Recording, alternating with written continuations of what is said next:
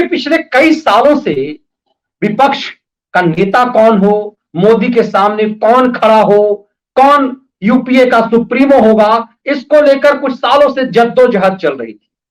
और शरद पवार इस सपने में थे कि अपने भतीजे को महाराष्ट्र का मुख्यमंत्री बनवा करके वो मोदी के सामने विकल्प बन जाएंगे। ये सपना नीतीश बाबू भी देख रहे थे, जो चकनाचूर हो गया। उसके बाद ममता बनर्जी भी देख रही थी। शरद पवार घाघ नेता हैं, उन्हें लग रहा था कि इन सबको पटखनी देकर हम ही इस लड़ाई को जीत पाएंगे। शरद पवार इसी उद्देश्य से महाराष्ट्र में एक नया दांव खेले और शिवसेना सुप्रीमो बाला साहब ठाकरे के पुत्र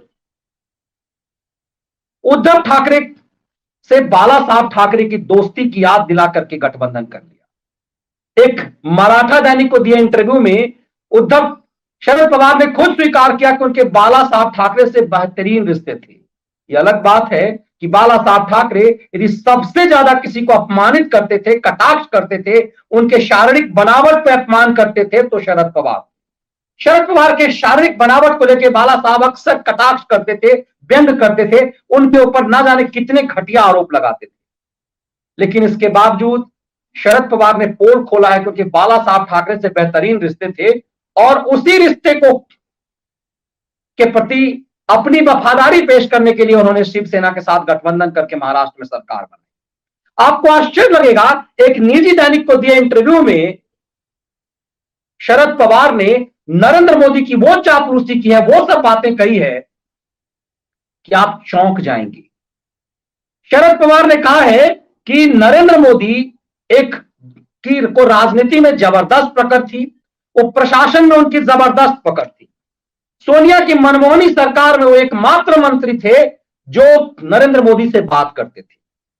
निजी इंटरव्यू के एक मराठी पत्रिका के लोकार्पण के दौरान उन्होंने अपनी बात रखते हुए कहा कि सोनिया की मनमोहनी सरकार में वो एकमात्र मंत्री थे जिनकी मोदी से बनती थी। बड़ा गौर से समझिएगा, मोदी से बनती थी, ऐसे वो एकमात्र नेता थे।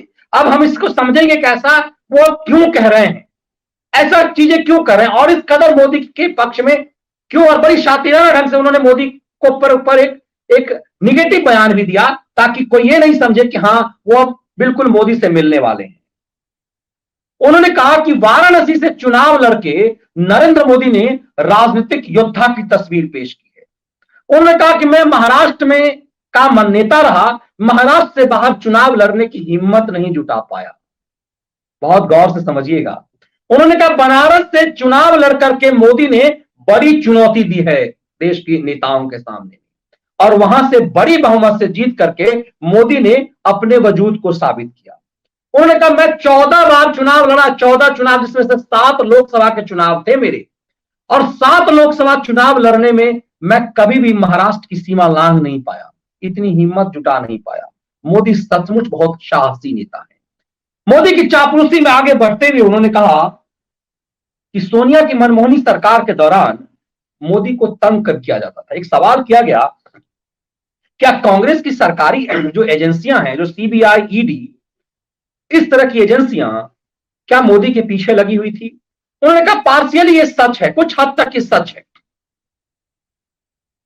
क्योंकि वो सरकार के मंत्री थे, तो मतलब सरकार थे, तो पूर्ण रूप से तो स्वीकार करेंगे नहीं। लेकिन उन्होंने माना हाँ, जब नरेंद्र मोदी गुजरात के मुख्यमंत्री थे तो केंद्र की एजेंसियां उनके पीछे लगी हुई थी, ये अर्ध सत्य है। अब मोदी इसी की बात तो करते थे। दरअसल शरद पवार जैसे नेता जब ये बात कहते हैं तो सोचिए कब्र कहां खोद रहे हैं।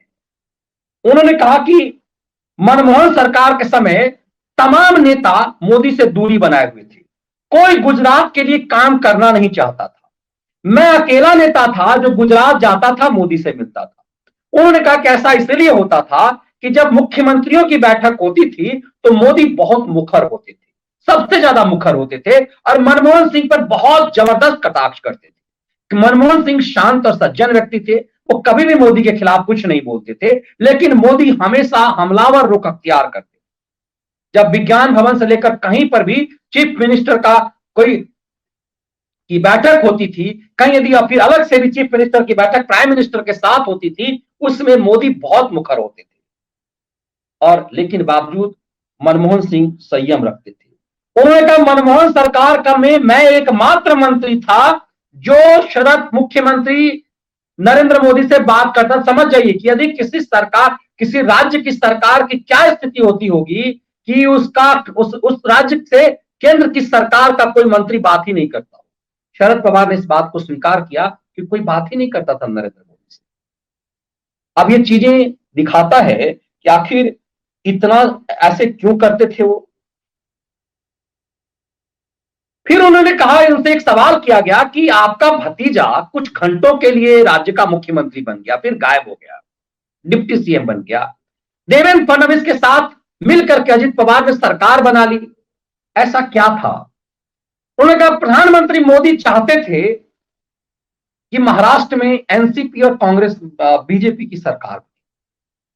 और आपको याद होगा हम लोगों ने एक विश्लेषण किया उस दौर में, मैं नया मेरा यूट्यूब चैनल हमने शुरू किया था, उस दौर में यह चला था कि पीएम प्रधानमंत्री से मिले हैं शरद पवार। उन्होंने कहा मैंने एक शरारत की थी, बचकाना हरकत मैंने किया था। देखिए कितने शातिर है शरद पवार, वो खुद कहते हैं कि मैंने एक बचकाना और शरारतपूर्ण बयान दिया था और कहा था कि मैं चाहता हूं कि बीजेपी और एनसीपी मिलकर के सरकार बना दे। ये मैंने इसलिए किया क्योंकि शिवसेना कांग्रेस के साथ गठबंधन करने में संकोच कर रही थी, तो मैंने धमकाया कि यदि तुम नहीं बनाओगे तो मैं ही बना लूंगा। तब समझिए शरद पवार किस स्तर का डबल स्टैंडर्ड गेम खेलते हैं। एक तरफ कहते हैं कि प्रधानमंत्री ने उन्हें ऑफर दिया कि मैं आकर के एनसीपी के साथ मिलकर के महाराष्ट्र में सरकार बनाऊं, मैंने मना कर दिया कि ये चीजें संभव नहीं हो सकता। लेकिन दूसरी तरफ वो कहते हैं कि मैंने एक बचकाना और शरारत पूर्ण किया। मैंने कहा शरारत की इस बुढ़ौती में, 85 साल में, कई बार उम्र दराज होने के बाद लोग कहते हैं कि लोग बच्चे हो जाते हैं, तो उन्होंने खुद कहा कि मैंने एक शरारत की कि मैं बीजेपी के साथ सरकार बना लूंगा। यही कारण है कि वो एनसीपी, कांग्रेस और शिवसेना ने मिलकर महाराष्ट्र में सरकार बनाई। तब समझ में आएगा कि दरअसल शरद पवार ने ये गेम क्यों किया। शरद पवार को लगता था कि महाराष्ट्र देश की आर्थिक राजधानी मुंबई वाला राज्य है, और यदि महाराष्ट्र में एक संपन्न राज्य में कांग्रेस की, बीजेपी की सरकार नहीं होती है तो हम बहुत हद तक सरकार को कंट्रोल कर लेंगे। इसीलिए महाराष्ट्र में हर हाल में शरद पवार सरकार चाहते थे। और यह अवसर मिल गया कि लालच और लोभ दिया गया शिवसेना को, और शिवसेना को यह लोभ दिया गया कि तुम्हें हम यदि मुख्यमंत्री बना देंगे तो तुम क्या बीजेपी से गठबंधन तोड़ लोगे। कमाल की बात यह है कि चुनाव गठबंधन शिवसेना और बीजेपी का था। यह शर्त भी क्लियर थी कि देवेंद्र फडणवीस चीफ मिनिस्टर को उम्मीदवार हैं, यह घोषित रूप से था। लेकिन चुनाव परिणाम के बाद ही शिवसेना ने एक नया दांव चला। अब इस इंटरव्यू के मुताबिक साफ दिखता है कि पूरी प्लानिंग शरद पवार की थी कि उन्होंने शिवसेना को सपना दिखाया कि बीजेपी तुम्हें धीरे धीरे निगल जाएगी, शाह और मोदी की जोड़ी तुम्हें धीरे धीरे निगल जाएगी, इसीलिए अपना वजूद बचाना चाहते हो तो इस राज्य का बागडोर ड्राइविंग सीट पर तुम खुद बैठ जाओ। लेकिन अब देखिए इस पूरे इंटरव्यू में एक पक्ष उन्होंने जो कहा वो मोदी पर हमलावर था कि मोदी चाहते थे कि महाराष्ट्र में सरकार बन जाए उनकी। लेकिन इसमें भी वो बड़ा सलीके से मोदी का अपमान उन्होंने नहीं कहा, क्या कि मोदी चाहते थे कि सरकार बन जाए। अब कोई भी व्यक्ति चाहेगा कि सरकार उसकी कोई भी राजनेता, कोई भी पार्टी का मुखिया, कोई भी टीम लीडर चाहेगा कि देश के हर राज्य में उसकी सरकार हो, क्योंकि डबल इंजन की सरकार में प्राइम मिनिस्टर के लिए आसान होता है काम करना। भले ही नीतीश कुमार छल प्रपंच कर रहे हैं उस केंद्र सरकार के खिलाफ, लेकिन गठबंधन की सरकार है तो कम से कम लालू यादव जैसी स्थिति तो नहीं हो सकती है, कम से कम बंगाल में ममता बनर्जी की तरह स्थिति तो नहीं होगी। इसीलिए यदि गठबंधन की सरकार भी होगी तो थोड़ी सुहापों के बाद भी राज्य के विकास और डबल इंजन के रूप में काम कर सकेगी। इसीलिए उन्होंने बड़े सलीके से एक काम किया। तब सवाल यह है कि इस दौर में शरद पवार जैसे घाघ नेता ने यदि ऐसा इंटरव्यू दिया है तो ऐसा इंटरव्यू उनसे कोई ले नहीं सकता। शरद पवार ने यदि ऐसा इंटरव्यू दिया है जिसमें वो मोदी का मस्का लगाते हुए इस स्तर की बातें कर रहे हैं, ये सामान्य बात नहीं है। वो कह रहे हैं मनमोहन सरकार का कोई मंत्री नरेंद्र मोदी से बात नहीं करता था, कोई गुजरात नहीं जाता था, मैं सिर्फ जाता था। दरअसल वो एहसास याद दिलाते हैं कि आपके बुरे वक्त में केंद्र के मंत्री के रूप में मैं ही सिर्फ आपके पास जाता था। और यह भी बताने की कोशिश करते हैं कि नरेंद्र मोदी को उनके मुख्यमंत्री काल में किस कदर परेशान किया गया। शरद पवार के माध्यम से आप और हम ये समझ पाते हैं कि इतनी विपरीत परिस्थिति के बावजूद नरेंद्र मोदी ने कैसे गुजरात का डेवलपमेंट किया। इतने विपरीत परिस्थिति में रह करके भी नरेंद्र मोदी ने कैसे गुजरात मॉडल तैयार किया और क्यों नरेंद्र मोदी भारत के प्रधानमंत्री के उम्मीदवार बन गए, दरअसल इससे साफ करते हैं। शरद पवार उनकी हिम्मत का दाव देते हैं कि वो बनारस से चुनाव लड़ने कैसे आए। अब सवाल यह है कि शरद पवार को इतनी जल्दी क्यों पड़ी है, शरद पवार इतनी चापलूसी पे क्यों उतरे हैं? क्या शरद पवार को लगने लगा है कि बुढ़ापा अब उनका जेल में जाएगा? क्या शरद पवार को जेल से डर लगने लगा है? क्यों? इसलिए क्योंकि शरद पवार के चेला नंबर 1 जिन्हें उन्होंने राज्य का गृह मंत्री बनाया, मैं बार बार कहता हूं कि यदि उन्होंने गृह मंत्री अनिल देशमुख को बनाया, इसका मतलब अपने भतीजे को उन्होंने राष्ट्रपति जैसा पद तो दे दिया, उपराष्ट्रपति जैसा, डिप्टी सीएम तो बना दिया, लेकिन कमान उन्होंने अनिल देशमुख के ऊपर दी। मतलब सबसे भरोसेमंद उनके लिए अनिल देशमुख ही थे और इसीलिए देशमुख को गृह मंत्री बनाया। वो गृह मंत्री फंस गया और वो गृह मंत्री ऐसे फंसा कि शरद पवार को लगा कि वो बचा लेंगे, इसीलिए दो प्रेस कॉन्फ्रेंस करके अपने गृह मंत्री के लिए वो बचाव में दिल्ली में 24 घंटे के अंदर उन्होंने दो प्रेस कॉन्फ्रेंस के महाराष्ट्र से दिल्ली आकर के, क्योंकि उन्हें लगा दिल्ली की मीडिया इस चीज को बेहतर तरीके से रखेगी। लेकिन कमाल की बात, दिलचस्प ये देखिए कि इसके बावजूद लगातार अनिल देशमुख 2 नवंबर से जेल में है। इतनी जद्दोजहद, भागना, वारंट को फॉलो ना करने के बाद भी वो जेल में, और जेल में होने के बाद भी ये पसोपेश में है कि उन्होंने उस परमवीर सिंह को भी फंसवा दिया। अब दिलचस्प ये देखिए, दिल्ली की एक स्पेशल कोर्ट ने 3 दिन पहले सीबीआई को फटकार लगाई थी। सीबीआई को फटकार यह लगाई थी कि एक मामला लीक हो गया था कि clean chit, closure report. Closure report 2 चीजें होती है, जब एफआईआर दर्ज होता है किसी जांच एजेंसी के माध्यम से, उसके बाद जांच होती है। जांच एजेंसी या तो चार्जशीट फाइल करती है या क्लोजर फाइल करती है, फाइनल रिपोर्ट जिसे कहते हैं। फाइनल रिपोर्ट का मतलब है कि इस अपराधी के खिलाफ हमें कोई सबूत नहीं मिले। 3 दिन पहले एक खबर एक सोशल मीडिया के माध्यम से लीक हुई और बताया जा रहा है कि वो अनिल देशमुख की तरफ से लीक की गई कि क्लीन चिट मिल गया है अनिल देशमुख को, सीबीआई ने दे दी है क्लीन चिट। यह मामला दिल्ली की अदालत में था। दिल्ली की स्पेशल कोर्ट ने इस मामला को लेकर, इस मामले में जबरदस्त फटकार लगाई सीबीआई को, अनिल देशमुख को, और कहा 4 दिन में स्टेटस रिपोर्ट फाइल करो कि ये लीक कैसे हुआ। इतना ही नहीं, स्पेशल कोर्ट ने यह कहा कि ड्राइविंग से एक इंजन जो है, किसी ट्रेन के इंजन खींचने वाले को बचा लिया जाए। घोड़ा एग्जैक्ट जो कमेंट्स है कि सीबीआई ने गाड़ी खींचने वाले इंजन और घोड़े को छोड़ दिया। स्पेशल कोर्ट ने तल्ख टिप्पणी करते हुए कहा कि ऐसा लगता है कि अनिल देशमुख से घनिष्ठता का फायदा उठाया गया और सीबीआई ने इंजन और या घोड़े को छोड़ दिया, जो गाड़ी को खींच रहा था। मतलब मेन एक्यूज को तुमने छोड़ दिया और डिब्बे पे में जो बैठे हुए सवारी है उसके माध्यम से बताना चाह रहे हो कि इनने अपराध किया है। सवाल यह है कि सीबीआई के स्पेशल कोर्ट को यह टिप्पणी क्यों करनी पड़ी? क्या सीबीआई के साथ सेटिंग हो गई थी? क्या शरद पवार ने पूरा गेम कर लिया था? क्या अनिल देशमुख को बचाने की पूरी तैयारी हो गई थी? यह बेहद महत्वपूर्ण है कि अनिल देशमुख को बचाने की क्या पूरी तैयारी कर ली गई थी। और कमाल की बात यह देखिए कि जिस समय में यह सीबीआई के द्वारा ये लीक होता है मामला, उसी के 2 दिन बाद ही ईडी सप्लीमेंट्री चार्जशीट दाखिल करती है। यह सामान्य बात नहीं है।